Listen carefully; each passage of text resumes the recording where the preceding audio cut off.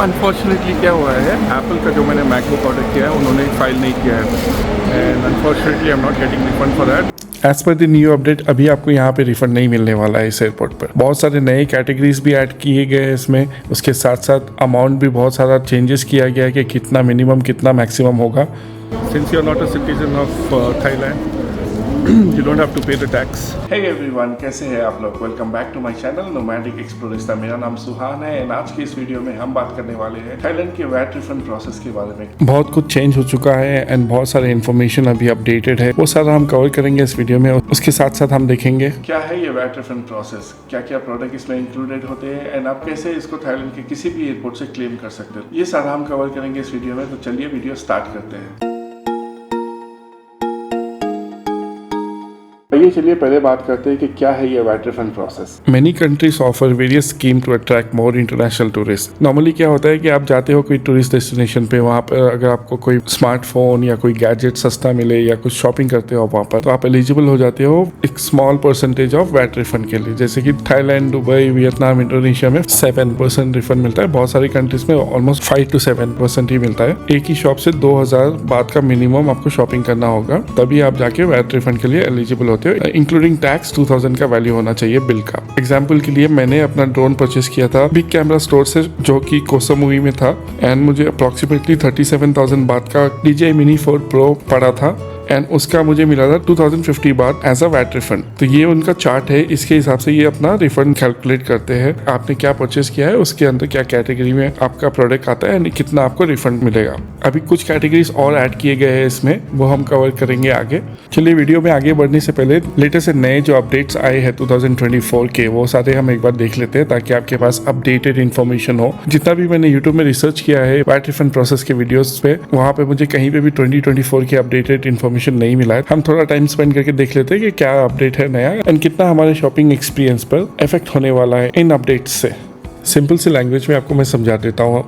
Thailand में आप दो जगह पे आप टैक्स रिफंड ले सकते हो। पहला है एयरपोर्ट, दूसरा है रेवेन्यू डिपार्टमेंट। पहले रेवेन्यू डिपार्टमेंट में 5000 बात का लिमिट था, जहाँ पर आप 2 to 5000 बात के अंदर परचेज किए हुए गुड्स का रिफंड ले सकते थे आप डायरेक्ट जाकर। रेवेन्यू डिपार्टमेंट सिटी में ही होता है, तो आपको एयरपोर्ट आने की जरूरत नहीं है। लेकिन इसका कंडीशन ये है कि आप जब भी आप जाओगे वहाँ पे, उसके नेक्स्ट 14 डेज के अंदर आपका रिटर्न फ्लाइट होना चाहिए, तभी वो आपका वैट रिफंड एक्सेप्ट होगा। तो अभी उसको 5000 की लिमिट को बढ़ा के 20,000 बात का लिमिट कर दिया है। तो अगर आपके पास 20,000 बात तक के कोई भी गुड्स आप परचेज करते हो, तो आपको एयरपोर्ट जाने की जरूरत नहीं है। सिटी में ही जाके अपना टैक्स क्लेम कर सकते हो एंड जो टैक्स आपको अमाउंट रिफंड आएगा वो आप सिटी में ही यूज कर सकते हो। You will not be forced to use that amount in the airport. दूसरा है कि इसमें कैटेगरीज को और इंक्लूड किया है, जैसे कि ज्वेलरी हो गया, ऑर्नामेंट्स हो गए, eye glasses, watches, buckle beads, ऐसे आइटम्स और ऐड कर दिए गए हैं, जिसका 40 to 1 लाख बात तक थ्रेशोल्ड लिमिट बढ़ा दिया है। ये दो मेजर चेंजेस हुए हैं। इसके अलावा एक सिंपल सा गाइडलाइंस इशू किया गया है कि आपको टूरिस्ट वैट रिफंड वाले शॉप्स में ही जाना है आपको, जहाँ पे क्लियरली मेंशन किया गया हो इस शॉप से परचेस करने से आपको वैट रिफंड मिलेगा। लोकल शॉप्स में या जहाँ पे आपको रिसिप्ट या इनवॉइस नहीं मिलता है, अगर आप वहाँ से शॉपिंग करते हैं तो वो एक्सेप्ट नहीं होगा वैट रिफंड के लिए। जब भी आप जाओ, पासपोर्ट आपको सेल्स एग्जीक्यूटिव को दिखाना होगा ताकि वो आपका PPT फॉर्म जो है उसमें आपका सारा डिटेल्स अपडेट करे, उनके सिस्टम में भी अपडेट करे, ताकि जब आप ये फॉर्म लेके जाओ वो ऑनलाइन वेरीफाई करते हैं कि इन्फॉर्मेशन सही है या नहीं है। उसके अलावा मिनिमम परचेस वैल्यू जो है एक इनवॉइस का 2000 बात होना चाहिए एंड कुछ एयरपोर्ट्स में इमिग्रेशन से पहले आपका प्रोडक्ट वेरिफिकेशन होता है, कुछ एयरपोर्ट्स में इमिग्रेशन के बाद। फॉर एग्जांपल मेरा जो बैंकॉक में ड्रोन चेक हुआ था वो इमिग्रेशन से पहले हुआ था एंड इमिग्रेशन के बाद उन्होंने कोई प्रोडक्ट पूछा नहीं मुझसे, डायरेक्ट इनवॉइस लिया एंड पेमेंट दे दिया मुझे। बट जब हम फुकेट में शॉपिंग किए थे, फुकेट में हमें इमिग्रेशन के बाद भी प्रोडक्ट दिखाने के लिए बोला था। बॉक्स का ऐसा कुछ कंपलसरी नहीं बोला था, लेकिन प्रोडक्ट दिखाने के लिए बोला था।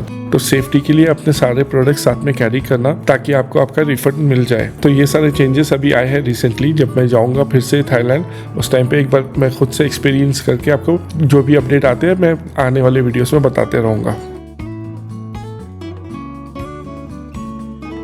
अभी हम देखेंगे कि क्या क्या आइटम इसके अंदर इंक्लूडेड है। सबसे पहले तो मैं आपको ये बता दूं कि इसमें सिर्फ expensive and branded goods he accepted है वैट रिफंड के लिए, रेगुलर आइटम्स इंक्लूडेड नहीं है। सो जो इलेक्ट्रॉनिक्स में आइटम्स है वो है smartphones, smart watches, tablets, laptop, cameras and drones. उसके अलावा गोल्ड या गोल्ड के ऑर्नामेंट्स आप लेके आ सकते हो, बट एक बार इंडिया के कस्टम रूल्स भी एक बार चेक कर लेना, क्योंकि ये थोड़ा रिस्की आइटम्स हो जाते हैं। एंड उसके बाद है expensive pen, expensive hand bags, expensive belt buckles. And ये सारे जो गुड्स आप परचेस करोगे वो ऑनलाइन नहीं, इन पर्सन स्टोर से ही आपको परचेस करना पड़ेगा। ऑनलाइन अगर आप परचेस करोगे तो वो वैलिड नहीं होगे वैट रिफंड के लिए। एंड लास्ट में हम देखेंगे कि क्या प्रोसेस है इसका, एयरपोर्ट पे आप कैसे इसको क्लेम कर सकते हो एंड क्या इन्फॉर्मेशन आपको चाहिए होता है। सो सिंपल से 3 स्टेप्स है यहाँ पे, अगर आप फॉलो करोगे तो आपको आपका वैट रिफंड इजीली मिल जाएगा। पहला है, आप जाओगे शॉपिंग करोगे, जो भी आप गुड्स वहाँ पे परचेस कर रहे हो, मेक श्योर आप VRT या ब्रांडेड स्टोर से ही करना। एंड मिनिमम वैल्यू 2000 बात का होना चाहिए एक शॉप के इनवॉइस पर। एंड मेक श्योर कि आपका पासपोर्ट नंबर टैक्स इनवॉइस पे अपडेटेड है। उसके बाद आप आओगे एयरपोर्ट, जिस दिन भी आपका डिपार्चर है, अगर आपका इनवॉइस का वैल्यू 20,000 बात के नीचे है तो आपको चेक इन से पहले जो काउंटर है वहाँ पे ही सारे प्रोडक्ट आपको दिखाना होगा। वहाँ से कस्टम ऑफिसर आपके प्रोडक्ट वेरीफाई करके PP10 फॉर्म पे स्टैम्प कर देगा। उसके बाद आपको सीधा जाना है इमिग्रेशन।